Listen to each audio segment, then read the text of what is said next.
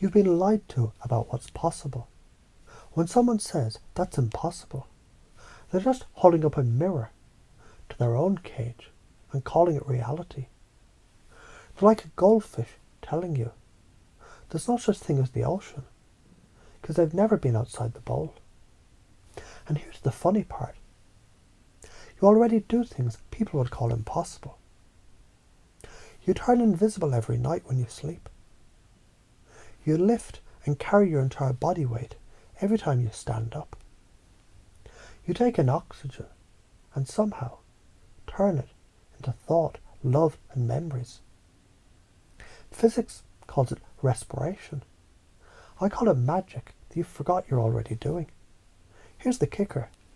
The same people who think it's impossible, they're the same ones who refuse to update their mental software when they're shown a better way. When their old beliefs crash into new truth, their mind blue screens. Instead of installing the upgrade, they pretend they never saw it. Fear-based programming. Same shit as an old GPS that keeps sending you down a road that's been closed for years. But here's what they don't get. Everyone is already in an altered state. The human brain is never off. It's a trance machine, flipping channels between beta, alpha, theta, delta. All it takes is intention plus connection to tune someone's frequency. Whether they believe or not doesn't matter. If they follow the rhythm, they're in the dance.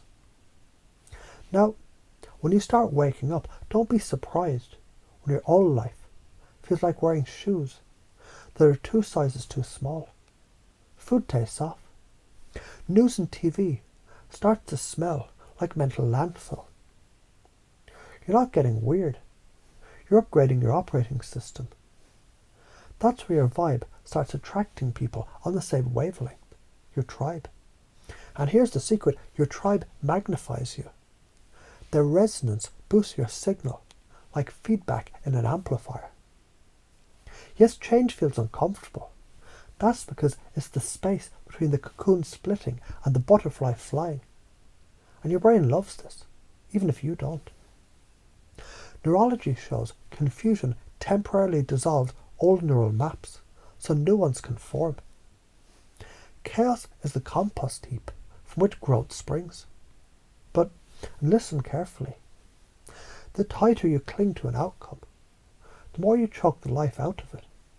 It's quantum mechanics meets common sense. Observation changes the system.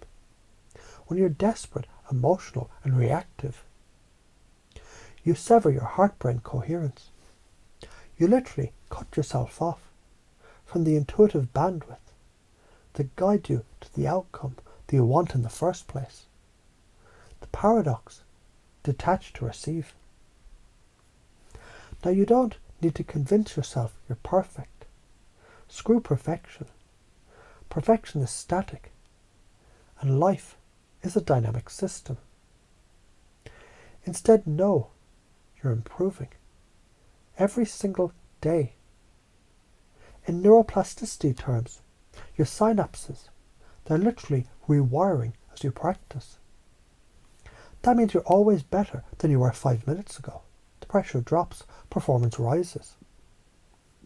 When you hit moments of unity, of connection to all that is, your conscious mind will try to grab it, like a kid clutching a butterfly, and in doing so, you'll crush it. The trick is to let it land and take off when it wants. Let the river flow instead of damming it. The more you let go, the more it visits. The more you chase, the further it flees. Here's the science meets motivation bit. Dopamine isn't a yay, you did it. It's a pursuit chemical.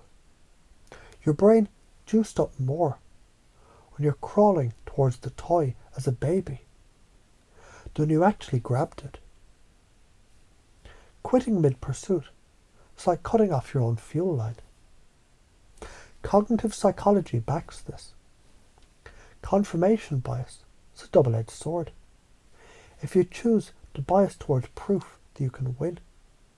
Your brain starts collecting evidence to support that. It's mental, constructive interference. Each win gets your mental waves in phase with your goal, increasing amplitude, resonance, and coherence. In other words, every small success tunes the whole system toward bigger ones. Think of when you learned to walk. You fell, smacked your head, drooled, and still got up again. Nobody told you to believe in yourself. You just wanted the damn couch toy more than you feared failing. That's winner mode. Somewhere along the way, you swap that mode for, I'll wait until I feel ready. And that's the mental cancer that's eating people alive. Playing small feels safe, but it rots you from the inside. So here's the truth slap. If you believed in yourself fully, you'd lose every excuse for not chasing what you want. And that's terrifying, because then it's on you. But it's always been on you. Your value never came from anyone else's scoreboard.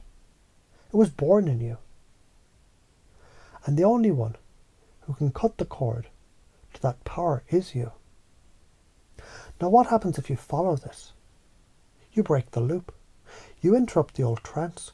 You create confusion, which opens the mind, which allows you to lead yourself and others into a higher order pattern. You stack small wins, tune your resonance, and watch your reality reorganize itself around your new identity. And if you don't, you stay stuck. You keep breathing stale air in a self-built box. You keep using your imagination to scare yourself into paralysis.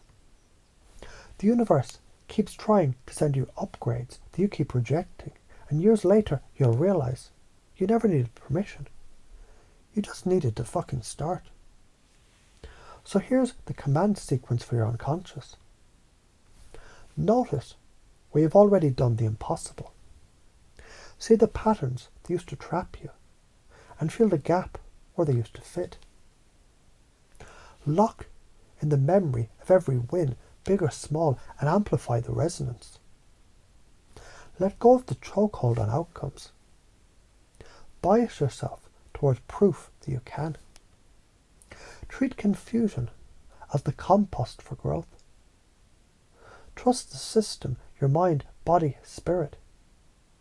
Self adapts upward when you stop blocking it. You don't need more faith. You need to act before your brain talks you out of it. Because every moment is perfect. And the second you start living like that, you'll see it was never impossible.